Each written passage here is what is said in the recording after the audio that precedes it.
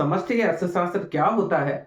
इसके बारे में हमने विस्तार से पिछले वीडियो में जानकारी प्राप्त की थी कि समष्टि अर्थशास्त्र जो है पूरी अर्थव्यवस्था का समग्र रूप से अध्ययन जिसमें किया जाता है उसे समष्टि अर्थशास्त्र कहते हैं। सामान्य रूप से परीक्षा में जो प्रश्न पूछा जाता है उसमें ये बहुत बार आया है कि समष्टि अर्थशास्त्र किसे कहा जाता है, इसके स्कोप के बारे में बताइए, इसके क्षेत्र के बारे में बताइए। तो आज के इस वीडियो में हम ये चर्चा करने वाले हैं कि समष्टि अर्थशास्त्र का क्षेत्र क्या है, यानी समष्टि अर्थशास्त्र में क्या क्या पढ़ाया जाता है।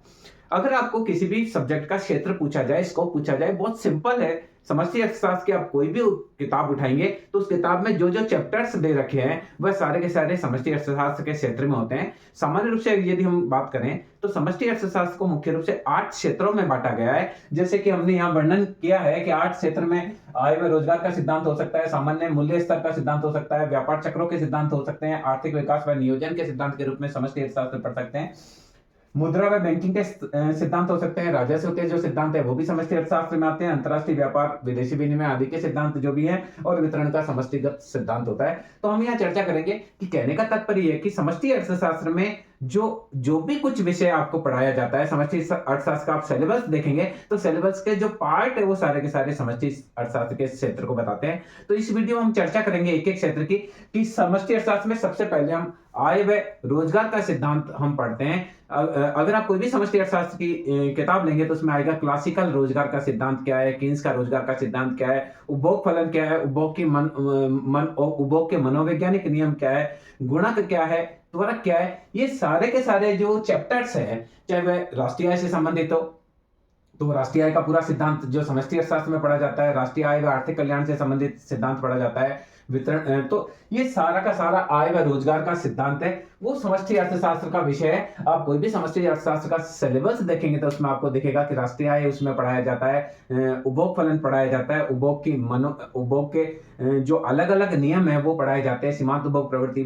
कुल उपभोग प्रवृत्ति क्या है, गुणक क्या है, त्वरक है। तो ये सारी की सारी चीजें जो है, जो पहला क्षेत्र है उसको हम बोल सकते हैं आय व रोजगार का सिद्धांत। सामान्य रूप से जितने भी समष्टि अर्थशास्त्र के पेपर आते हैं उसमें या तो आपको क्लासिकल रोजगार का सिद्धांत या प्रभावपूर्ण मांग का सिद्धांत के रूप में प्रश्न होता है, कोई ना कोई प्रश्न वहां राष्ट्रीय आय से संबंधित होता है। तो आय व रोजगार का सिद्धांत जो है वो समष्टि अर्थशास्त्र का क्षेत्र है। दूसरा आप देखिए सामान्य मूल्य स्तर का सिद्धांत है कि किस प्रकार से कीमत स्तर का निर्धारण होता है। उसमें हमने सबसे समष्टि अर्थशास्त्र में हम देखेंगे तो मुद्रा परिमाण सिद्धांत होता है, जिसमें पहला फिशर का मुद्रा परिमाण सिद्धांत था, उसके बाद में कैम्ब्रिज मुद्रा परिमाण सिद्धांत आता है, उसके बाद मिल्टन फ्रीडमैन का मुद्रा परिमाण सिद्धांत आता है, उसके बाद में आधुनिक जो मुद्रा परिमाण सिद्धांत है उन सारा का सारा अध्ययन इसके अंतर्गत किया जाता है। किस प्रकार से मूल्यों में उतार चढ़ाव आते हैं, मुद्रास्फीति क्या होती है, मुद्रा अस्फीति क्या होती है, ये भी इसमें पढ़ा जाता है। इसके अलावा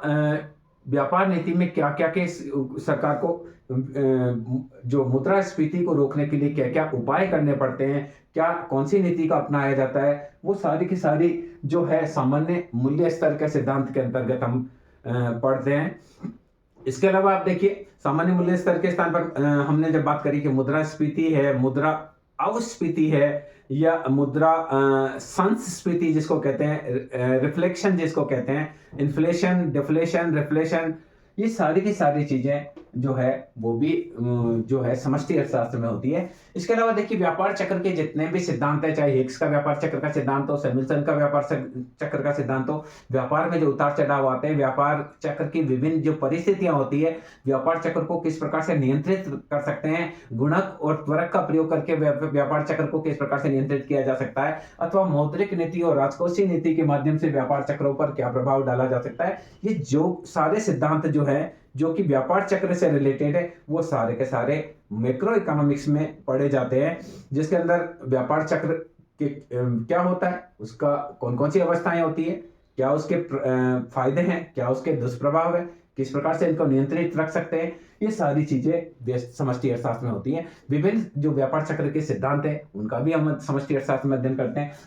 इसके बाद में देखिए आर्थिक विकास व नियोजन का सिद्धांत के रूप में भी समष्टि अर्थशास्त्र को बहुत अधिक प्रयोग में लिया जाता है। जो अर्थव्यवस्था में विभिन्न विकास के सिद्धांत है, नियोजन के सिद्धांत है, उसकी किस प्रकार से किस विधि से नियोजन किया जाता है, क्या प्रविधि बनाई जाती है, क्या व्यू रचना होती है, जितनी भी पंचवर्षीय योजनाएं हैं उन सारी पंचवर्षीय योजना में एक व्यू रचना होती है। उस व्यू रचना के आधार पर पंचवर्षीय योजना को संचालित किया जाता है। जैसे पहली पंचवर्षीय योजना में हमने माना खाद्यान्न उत्पादन को मेन माना था। द्वितीय पंचवर्षीय योजना में भारी उद्योगों का विकास करना महत्वपूर्ण था। तो जितने भी आर्थिक विकास और नियोजन के सिद्धांत है वो सारे के सारे समष्टि अर्थशास्त्र का विषय है, क्योंकि हम क्या बोल रहे हैं कि समष्टि अर्थशास्त्र जो है वो पूरी अर्थव्यवस्था का समग्र रूप से अध्ययन है, संपूर्ण अर्थव्यवस्था का अध्ययन है। तो जितने भी आर्थिक विकास और नियोजन के सिद्धांत है, जो हम विकास का अर्थशास्त्र पढ़ते हैं, वो भी एक समष्टि अर्थशास्त्र का विषय है। जैसे हेरेट डोमर का मॉडल है, समिसन का मॉडल है, कॉल्डर हिक्स का मॉडल है, ये सारे के सारे जो कि पूरी अर्थव्यवस्था से रिलेटेड मॉडल है, पूरी अर्थव्यवस्था के आर्थिक विकास से रिलेटेड मॉडल है, उन सबका अध्ययन भी समष्टि अर्थशास्त्र में किया जाता है। भले ही वो अंतरराष्ट्रीय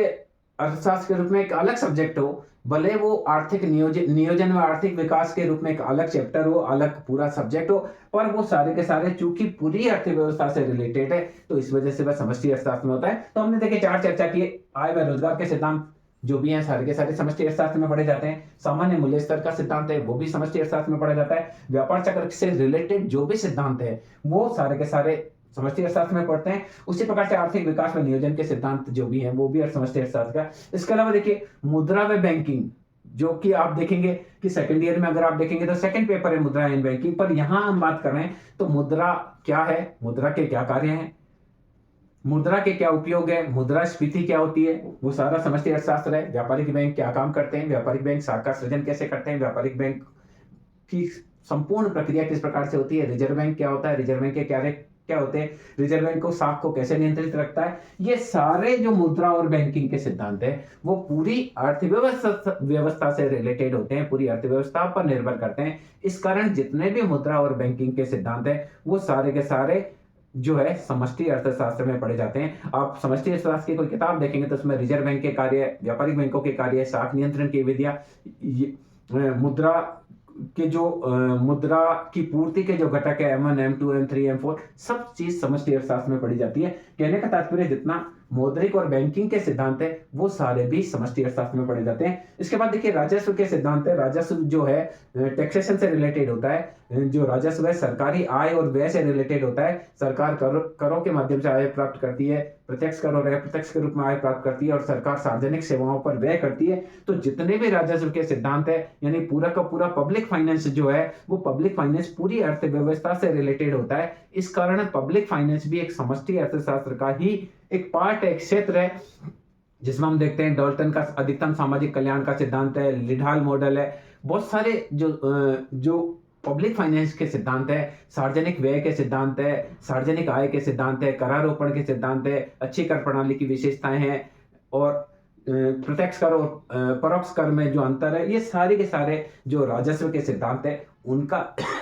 उनका अध्ययन भी हम समष्टि अर्थशास्त्र के अंतर्गत करते हैं। इसके अलावा जितना भी हमारा विदेशी व्यापार है, अंतरराष्ट्रीय व्यापार है, और जितना भी विदेशी विनिमय है वो सारा भी पूरी अर्थव्यवस्था से रिलेटेड होता है। इस कारण अंतरराष्ट्रीय व्यापार के जितने भी सिद्धांत हैं उनका अध्ययन भी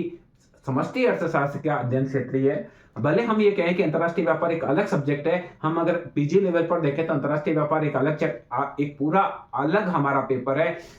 पब्लिक फाइनेंस एक पूरा अलग पेपर है, मुद्रा एंड बैंकिंग अलग पेपर है, पर चूंकि जो भी चीज पूरी अर्थव्यवस्था से रिलेटेड होती है वो समष्टि अर्थशास्त्र का ही एक क्षेत्र कहलाएगा। इस कारण जितने भी अंतरराष्ट्रीय व्यापार के सिद्धांत है, चाहे वह रिकार्डो का अंतरराष्ट्रीय व्यापार का सिद्धांत है, या मिल का सिद्धांत है, मार्शल का सिद्धांत है, कोई भी अंतरराष्ट्रीय व्यापार से रिलेटेड है, या विदेशी विनिमय दर क्या होती है, विदेशी विनिमय दर का निर्धारण किस प्रकार से होता है,